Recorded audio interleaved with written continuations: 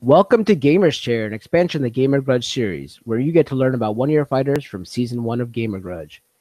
I'm your host, Cal the Human Cheat Code, and today I have with me a man who's been on the show multiple occasions, whether it be as a contestant, like a fighter, or as a fact-checker.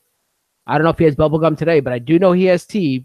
Please welcome Mr. Tom Zambeno. Hey, Tom. Uh-oh, did you freeze? Really to kick ass. Okay, well, I missed that whole intro because you froze while you were talking, but I heard kick ass, so I'm guessing you're ready to kick ass. We thank you everyone for joining us on this wintry Saturday. We finally got snow, and I'm excited about it. And I am not. Before we go into the questions, did you enjoy being a fighter more or a fact checker? Because I know you're from both positions, and Mac's been trying to get me to fight forever. But since you've been on both positions, what do you enjoy doing more, and how's it different for you? I think fact checking is a lot less stressful because it's really just me sitting in the chat making jokes and making jokes on air while everyone else sort of melees with each other. And fighting for me was especially stressful because I always have to Google the crap out of everyone else's answers.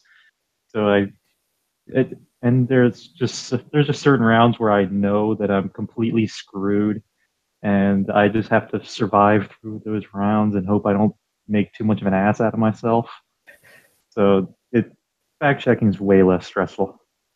And you were behind, well, not behind, but involved in one of the biggest controversies that I feel on Gamer Grudge, and I still say to this day, Mac still says that I hold against him, which I don't. But it's just funny because the whole thing where you, when you were the only one who had that pitch that one time, I feel like, damn, man, you should have won that point because you're the only one who actually had a pitch. And I thought it was a good pitch too. That's what I really hope if I do come back for Gamer Grudge. I hope there's another pitch round and it actually goes off smoothly. Because something weird has happened every time I have a pitch round. I always work for like a day or two. I work like hours and hours putting together these pitches. And on the one that the Michael Bay one, very famous, I actually had to Google what the hell time splitters, I think it was. I had to memorize these characters. I botched it a little bit, but I had to figure out what the hell these characters were and somehow form a coherent pitch in a day. And I had no idea what this game series even was the day before when I got the questions. So when it all went to hell, I was like, "Oh, come on! I worked really hard on that." I know that's because I saw it. Because then when I heard all the answers too, I heard all the answers. I was like, oh man, that's ridiculous. Because you actually so I saw you put work into it and stuff like that. And then the second pitch round with in the last fight, Eric basically nuked the question, and that was another time where I thought the question was a bit weird, but I actually put together a legitimate pitch, and I love Eric, but that kind of did nuke the question and kind of create some real chaos of what the hell was happening. It was weird. Which question was that one? That was the fix the repetitiveness of sports games question. Okay. Oh yeah, that's right. Yeah. Yeah, the question got nuked and it was a mess. My answer for that, I guess I can tell you guys now. I had a really good idea. You have a college sports game, okay? And they do have college sports games, I know that. But you have a college sports game where you create a player. You don't have many games where I know NBA now you could start a player from high school and have them go through, but you have a college athlete. And in college, a lot of these athletes play multiple sports. So as you're playing through, you know how the normal season for NBA, or if you get an NBA game, it starts in September and ends in June or May or something, depending on how long you go in the playoffs, if you make the playoffs. And you start a school year and you play different sports because that's what they do in college. They play a lot of sports. Some play baseball, some play basketball at the same time, whatever it is. And then that player can be brought to the professional sports franchises, be it Madden, NHL. I guess that would have to be the same developer, like EA, I guess, right? Let's just say 2K was made by EA. Okay, let's just say that for argument's sake. I guess you can put them to live, but live is just a shittier version of it. But you could play 1 year, you could play in the NBA, and then let's say you get bored of the NBA game. Next year, you buy the Madden game, and you put that player into the Madden game. You see what I mean? And then the year after that, you can go back to your NBA game, or stay in the Madden game for another year, or go into the NHL franchise. You see what I mean? Because they play all the games, they play all the sports in college. We're building on that. Just have college, a college sports game where you can play NCAA say hockey, and then in the springtime you switch over to NCAA lacrosse, all in the Yeah, same yeah. game with the same player. That'd be pretty cool. But like people want to play they want to play people if they know, not like because you can't have names licensed to NCAA games.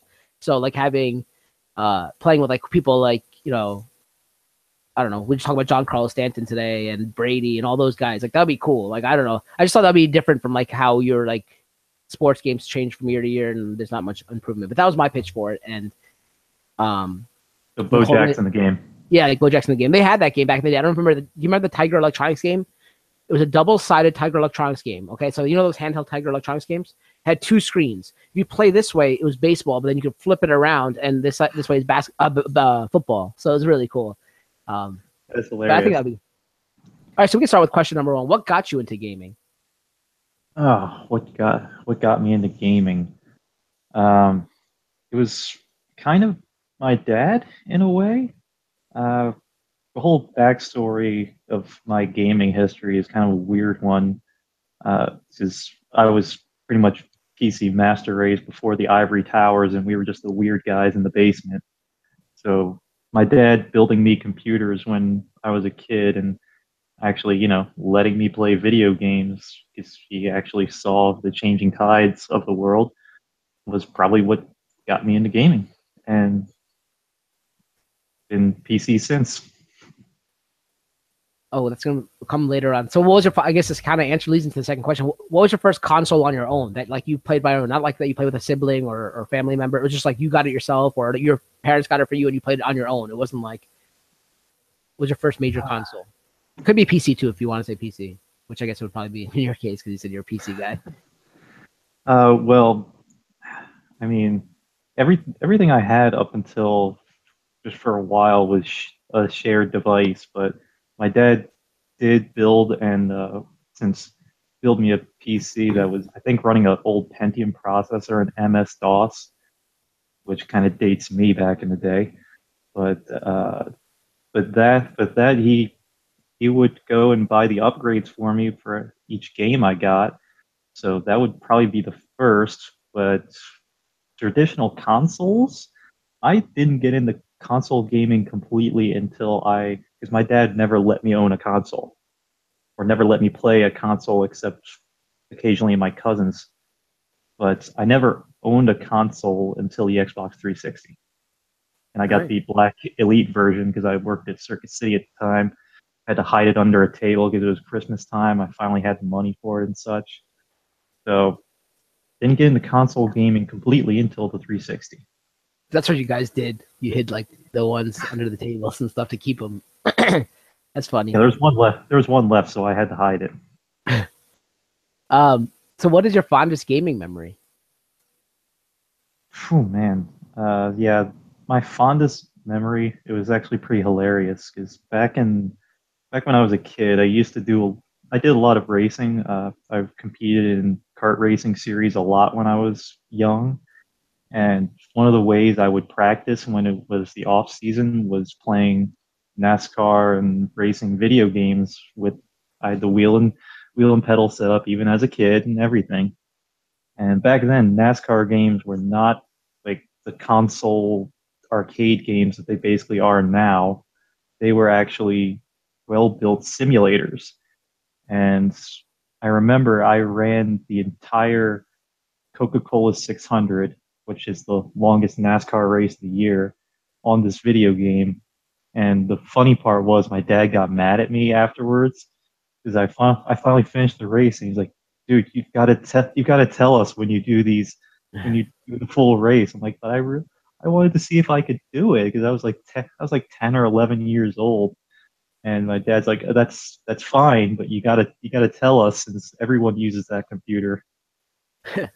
That like I was thinking like for that question that we had in the championship, like what peripheral like had the biggest impact? Would you have said the wheel and pedals for your answer? Oh, no doubt, no doubt. It changed the game. It's evolved since I had that weird kind of airplane style steering wheel back in the day, but it's my force feedback controller that I have right now. It's kind of kind of wonky right now, but when it worked really well, it's fantastic now. You you can feel your steering tighten and loosen. You can feel it going over bumps. It's the wheel and pedals. If they've even evolved to full-on simulators, it's fantastic. And like I've mentioned in Gamer Grudge before, F1 drivers legitimately use racing these F1 2017. They legitimately use it to practice, given with huge, expensive simulator setups, but it's still that core game, and it's built to adapt to these new systems and new steering wheels and pedals. It's fantastic.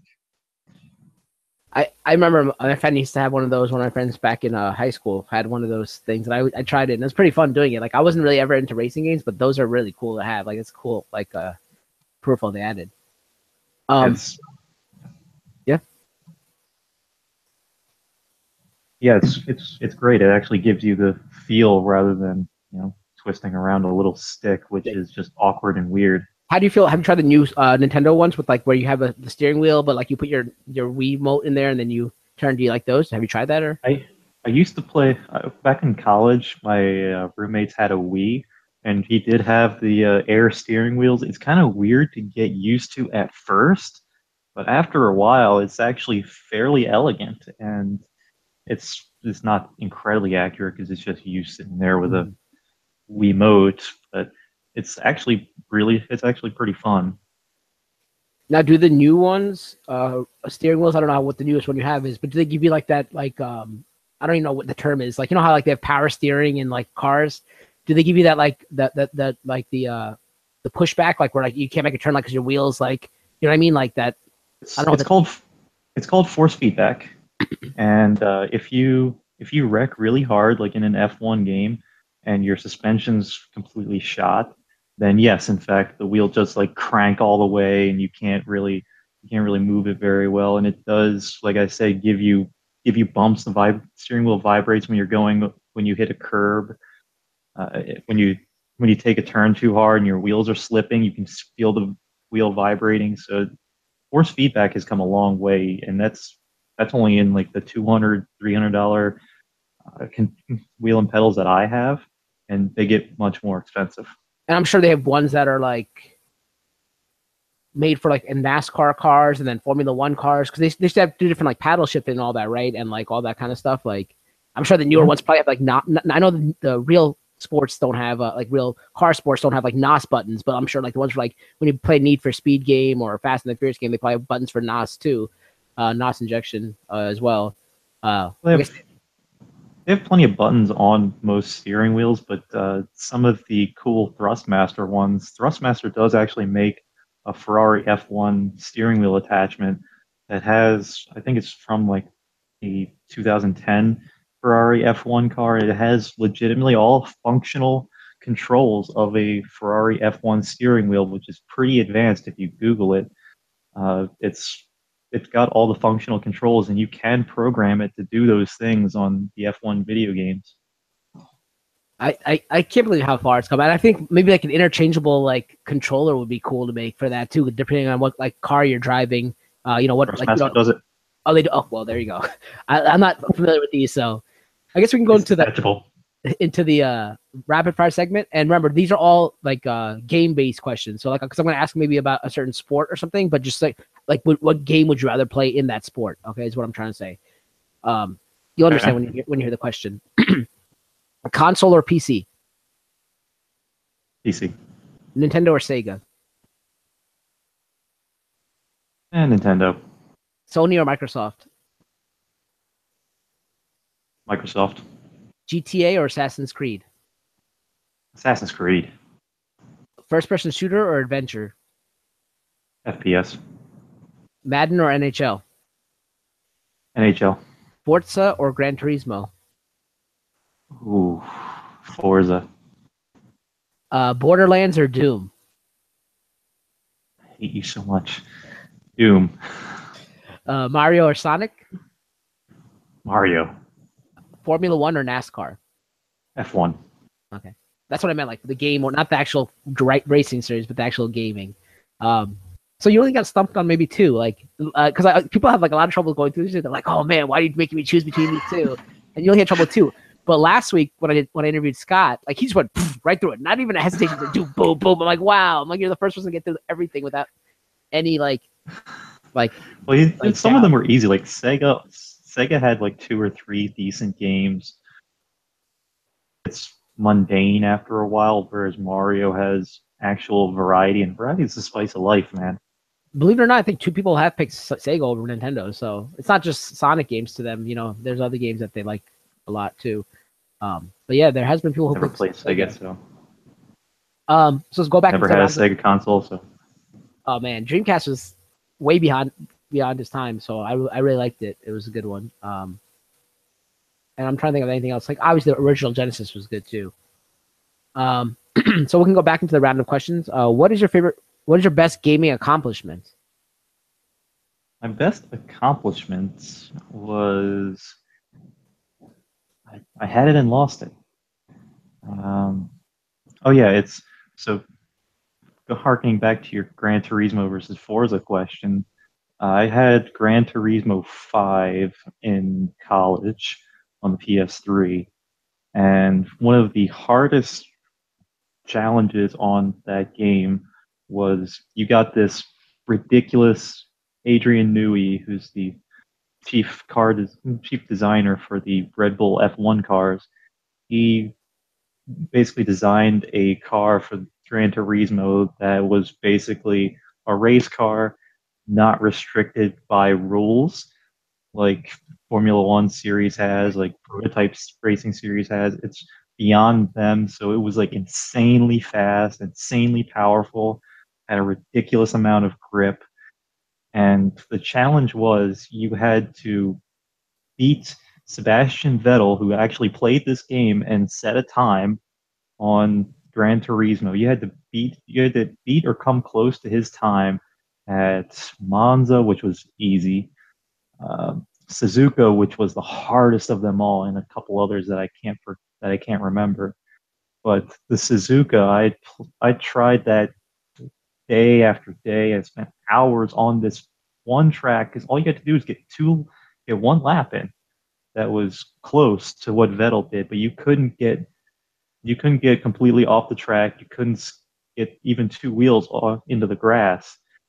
So you were just using this hyper powered car, and I didn't have a wheel pedal for Gran Turismo, so I was just using the little PS3 controller, which is historically not that great, and somehow was able to get within a few seconds of Vettel, and finally got won that car, and then realized like 2 3 weeks after you could have just bought an expansion pack to get the faster version of that car, but but it did feel like an accomplishment to get that Red Bull car, and it did have a better livery than the other one, so I think I won out on that one.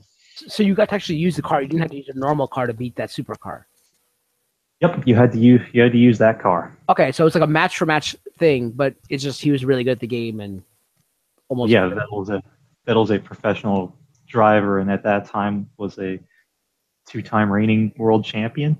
But so he's So probably using the steering wheel, right? Playing it. Yeah. Okay. yep, Uh, that's pretty. That's awesome, man. You like beat a pro or almost beat, or I don't know how that's considered. Like you said, within a few seconds, it had to be. you had to keep within a few seconds of the time. And there was like a bronze level, a silver level, and a gold level. I think I got the silver, the gold on Monza, which is mostly straight and a couple fast turns, so you can control that a little better.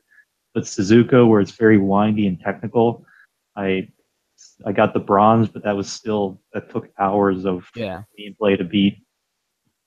And that's a pretty good story, man. That you have to like beat a pro, or that's crazy. It's like how they got in Destiny. They have like the Bungie team comes on. Sometimes you gotta play them. If you beat them in a PvP match, you get like their emblem.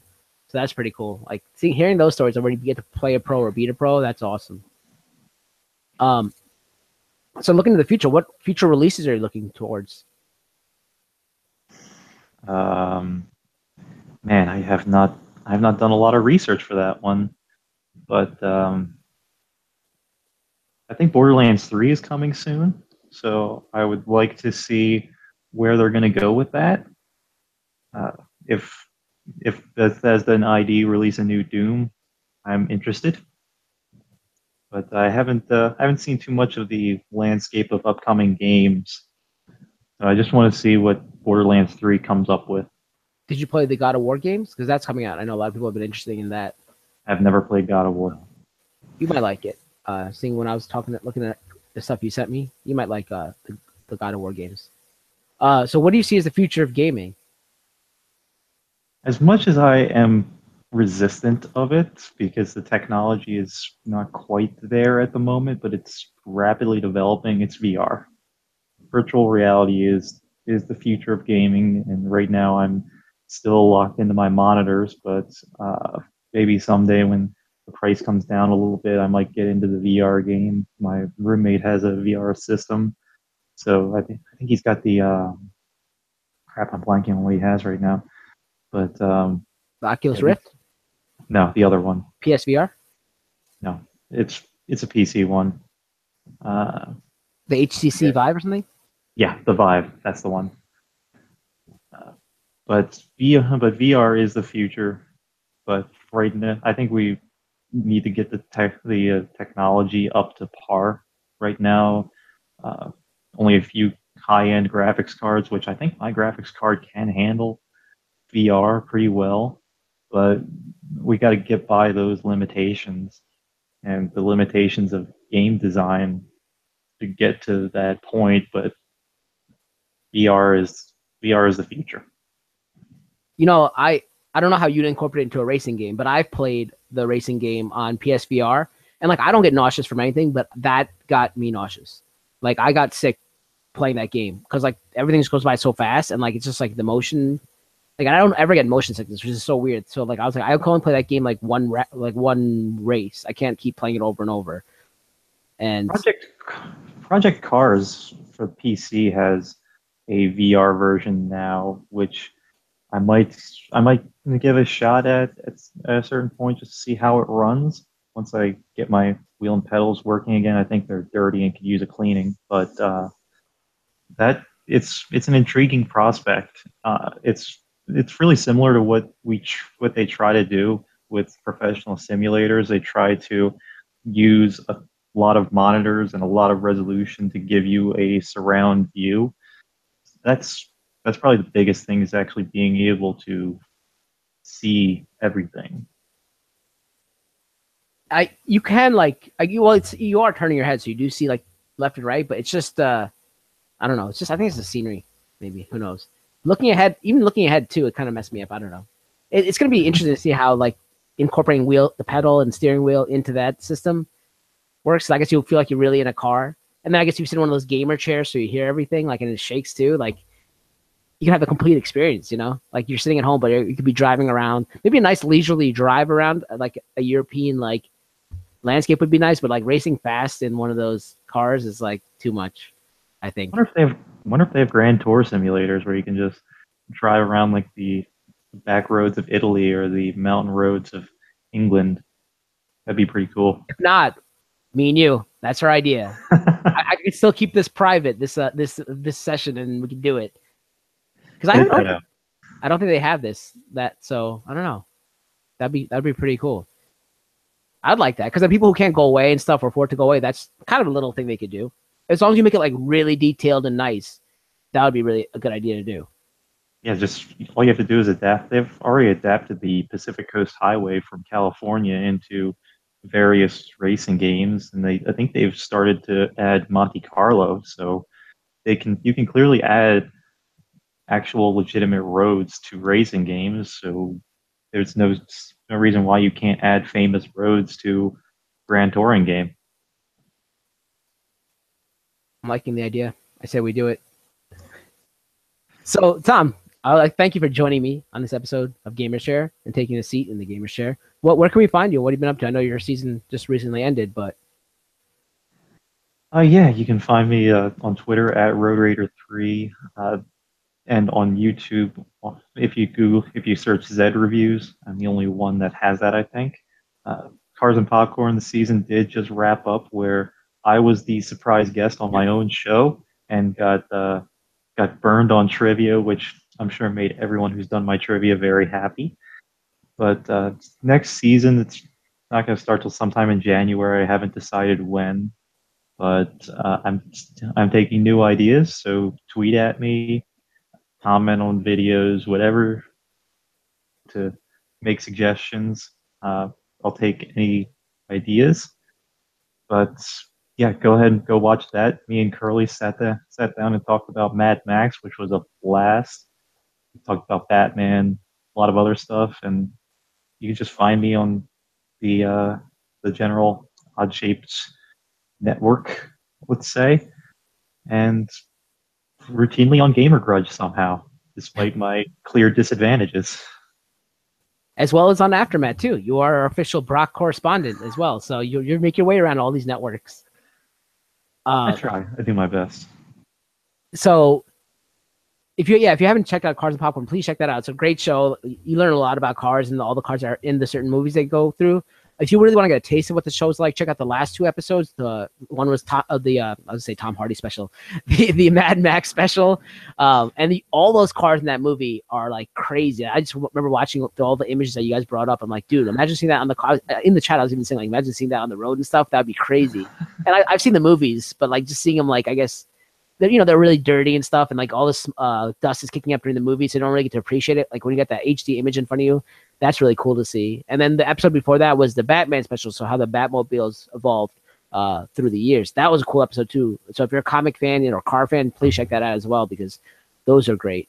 I just want to ask, because I guess normally your camera's tilted more down, and like so we see that little like car set that you have to over your left shoulder or something. But right now I see on your right side, over your right shoulder, there's like a conference table. Now, to me, that looks like in Star Wars, in the first one, in the Death Star, that meeting. But knowing you, it's probably some famous car meeting for like a car thing, right? Like a Ford meeting or something. I don't know. What is that? No, let me get you nice and close. It is the war room from the Stanley Kubrick classic Doctor Strangelove. Or How I Learned to Stop Worrying and Love the Bomb. One of my favorite scenes, and I thought it was just like it's just a really artistic picture, I think. So I got the canvas print of it on sale on some website. I think it was art.com. And it just looks really cool on the wall, especially next to like a Nirvana concert poster, 2001: A Space Odyssey. I have some weird stuff on my wall. Normally we're angled a certain way, so we don't ever see some stuff. So like I was wondering, I'm like, oh, what is that new thing that I haven't seen? I always say that when I see like people's backgrounds and I see new stuff when the camera's angled differently. I always say that. Yeah, I have my Cars and Popcorn position, which is pointed at all the cars, and I also have my fighting position where I'm always standing because I'm intense like that. And then you can see like the Nirvana picture and my Pearl Jam poster and such. And I think I see. Is there a Raul behind you on Screen Junkie's picture? Is there somebody like I thought I saw somebody I knew behind you?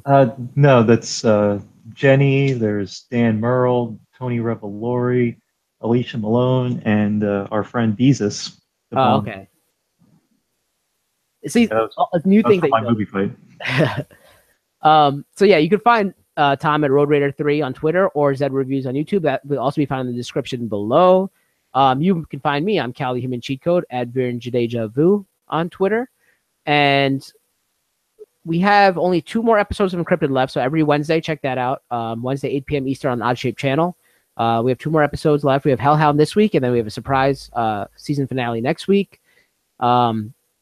Tomorrow at, I think, 7 p.m. Eastern on Geek to My Nerd, we're doing our Psych movie recap with Ashley and Joe Davis and Joe Chincherik.